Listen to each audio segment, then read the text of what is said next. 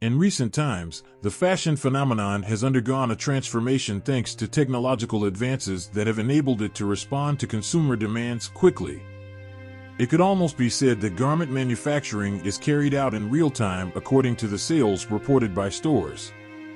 This speed and flexibility required by the new system known as fast fashion led multinational companies to seek changes that would allow them to adapt to the emerging requirements. In this way, they outsourced their production, especially in the manufacturing phase, which still largely depended on labor, obtaining goods at low prices. All of the above led to problems such as the hundreds of non-biodegradable wastes generated each year due to discarded textiles, as low-cost clothing sales skyrocketed in a very short time. Alongside this is all the pollution that its production has left in the environment due to the chemical waste discarded during its manufacturing. There are also the deplorable conditions under which workers from multinational clothing suppliers labor, which were exposed after the collapse of a textile factory in Bangladesh. This event became a turning point for the world to question what the fashion industry was hiding behind its storefronts. In the interest of finding a solution to mitigate the aforementioned consequences, the study of the problem and its possible solutions has been approached in most cases from the perspective of corporate social responsibility, which all companies, both national and multinational, should have to prevent their actions from negatively affecting the stakeholders surrounding them. However, the issue has rarely been addressed from the standpoint of legal responsibility that punishes bad corporate practices, since most complaints about violations of labor, environmental, or social regulations are made against multinational suppliers. For this reason, no clothing brand has been sanctioned to date. Nearly 50 million people worldwide are victims of modern slavery, and 12% of them are minors. Narseen Sheikh is a survivor of child labor fighting to achieve European legislation that ensures fair wages for those who make the clothes. Nazreen Sheikh was 9 years old when she fled Rajura, the village where she was born on the border between India and Nepal. People there are often victims of forced labor, and women are household slaves, she explains. That's when she fell into the textile industry as a child laborer at just 10 years old. She slept, ate, and worked in the same room she describes as a prison cell in an illegal factory in Kathmandu, the capital of Nepal. Her workday was 12 to 15 hours a day, and labor rights were non-existent. My fingers would bleed, but I was forced to keep working for less than $2 and an exhausting shift, she recalls. The rules were simple: if they didn't finish all the work, they didn't get paid. If they fell asleep, loud music or cold water would be poured on their faces to wake them up. Sheikh is one of the most internationally recognized voices fighting for women's rights in South Asia and against forced labor. Her story led her to found the Empowerment Collective, an organization aiming to eradicate modern slavery by empowering marginalized women in Nepal and India. She is also one of the leaders of the Good Clothes, Fair Pay campaign, in which more than 57 organizations worldwide demand European legislation that ensures fair wages in the clothing, textile, and footwear sectors. This means that any company wanting to manufacture or sell products in the member countries of the European Union (EU) must meet certain requirements related to fair wages, human rights, and sustainability. The goal is to collect 1 million signatures to register it as a European Citizens Initiative. This survivor denounces the high human cost of fast fashion consumption in the global north. In the factory, electrical cables would get tangled on the floor, and the sparks would burn my skin, she details. These memories have left not only psychological scars, but also physical ones, as she still bears the marks. They remind me of where I come from and won't let me forget the trauma of the slavery I survived, she laments. Food was very scarce, and she often had to remove sewing threads from her mouth before being able to chew. Additionally, chemicals sometimes made it difficult for her to breathe normally. After each workday, she would collapse onto piles of clothing used as cushions and blankets. We were fed like animals and worked like machines, she recounts. She began to hate every garment she made while also envying it because she knew it would end up somewhere else in the world while she remained confined. Over time, I learned that the clothes we sewed were washed many times before reaching well-known Western stores. The suffering, our blood, sweat, and tears, would be erased, so not a single thread would tell my story. For this reason, her greatest criticism is directed at the CEOs of large companies in the sector, who, she claims, ignore the suffering of girls like her and only care about their profits. We remain invisible, enslaved workers who, at this very moment, live, work, and die in illegal workshops, and whose children will do the same. This account of modern slavery is not an exception. Nearly 50 million people are victims of this type of exploitation, which has increased in recent years, according to the International Labor Organization, ILO. 12% of them are children. That is why the campaign advocating for a living wage for those who make clothing is so important for survivors like Nazreen Sheikh. The textile industry stole my childhood and is destroying the planet. And no one is talking about it. Nadej Seguin, coordinator of Fashion Revolution Spain, is mobilizing thousands of people in Spain to raise awareness of the campaign. Achieving this legislation in Europe would greatly limit companies that opt for outsourcing, she emphasizes.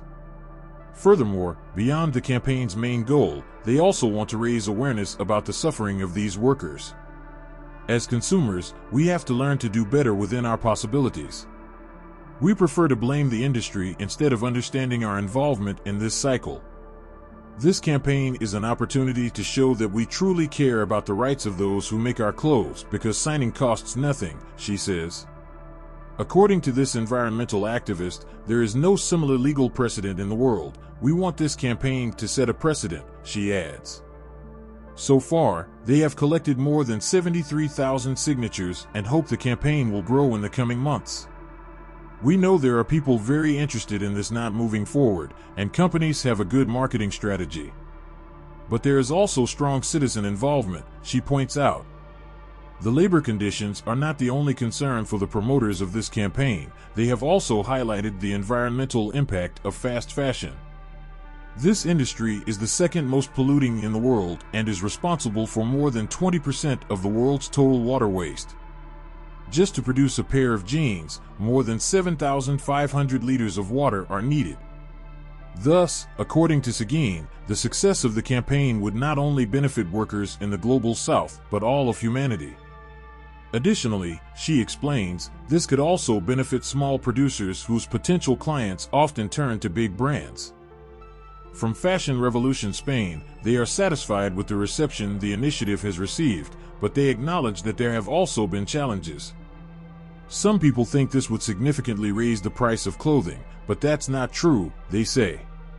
To support this, they refer to the Made on Poverty report by Oxfam Australia, which revealed that companies would only need to increase their selling price by 1% to guarantee a living wage for workers. This change could have made a big difference in Nazreen Sheikh's life.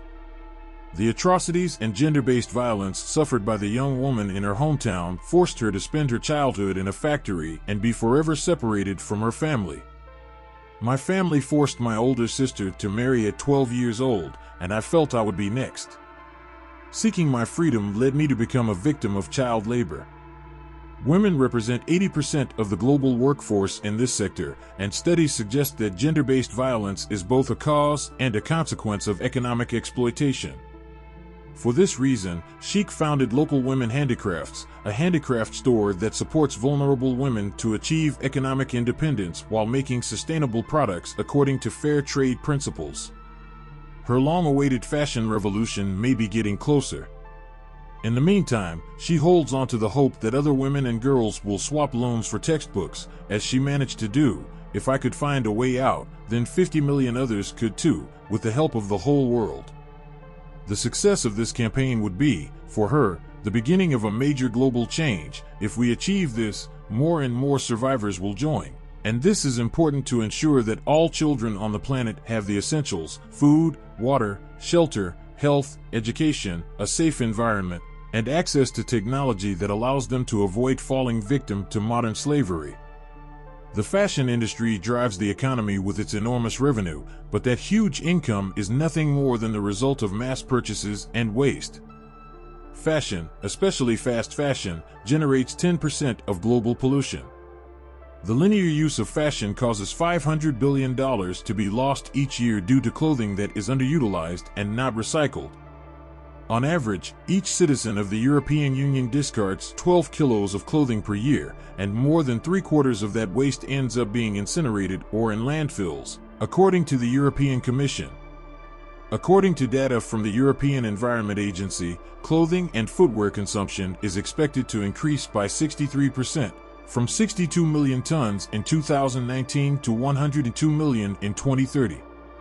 In response to this scenario, the European Commission plans to introduce legislation that will penalize large textile companies based on the degree of pollution and waste generated. The fashion tax under discussion in Brussels proposes that the textile industry itself should pay for the treatment of waste generated from clothing and footwear. The amount to be paid by each company would vary depending on the processing required for the waste. The Commission estimates that the average cost would be 12 cents per t-shirt. Additionally, they will support companies that move towards circular and responsible fashion by applying reduced fees to garments produced more sustainably. Shine positions itself within the industry as a leader in ultra-fast fashion. The company releases new garments to the market in just 3 to 7 days. Whereas for similar companies, such as Inditex, new collections or garments take at least 3 months to hit the market. Moreover, Shine has formed a complete alliance with TikTok, the trendy social network that shares short, fast, and addictive videos. A format that perfectly aligns with the philosophy of the online store, acting as a loudspeaker for all its new products and trends. The virality of Shine's content leads an entire generation of young people to consume compulsively and at very low cost a brand that is polluting, disrespectful of labor rights, and, according to Greenpeace investigations, offers products that threaten public health due to harmful chemical compounds in their formulations. Of course, Shine is not the only company promoting irresponsible consumption and ultimately harming the environment. Greenpeace is clear that legislators must limit the production of fast fashion, and brands should be brave and offer alternatives of truly circular fashion. Following these events, several countries such as the United States, Japan, and even China are conducting investigations into the practices and complaints recorded. Amid this situation, Marion Bouchot, Associate Director of Public Relations for Shine Europe, stated, "Sustainability is a priority for us, and we have launched initiatives to reduce our environmental impact at every stage of the value chain." Are there tangible pieces of evidence supporting this statement, considering the accusations of mass production, rampant consumption, and labor exploitation? Nevertheless, various actions have been taken against the brand. The petition Stop Shine calls for immediate regulations on the strategies used by the business. Additionally, the Spanish circular design platform, Ecodicta, announced the removal of Shine from its digital environment, considering it a representative of the fast fashion model. Jan Rivoalin, president of the French Federation of Women's Ready-to-Wear, stated, "Behind the €2 t-shirts and €9 dresses lies an intolerable system of exploitation that is destroying the environment and human rights." Shine's products have experienced considerable success in Latin America, and it is essential to understand the reasons behind it. The efficient distribution network ensures that consumers receive their orders in record time, which is particularly valuable in a society that seeks instant gratification.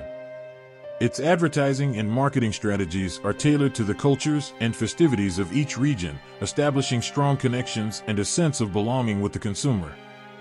The company offers the latest trends at highly affordable prices, perfect for those seeking fashion at a low cost.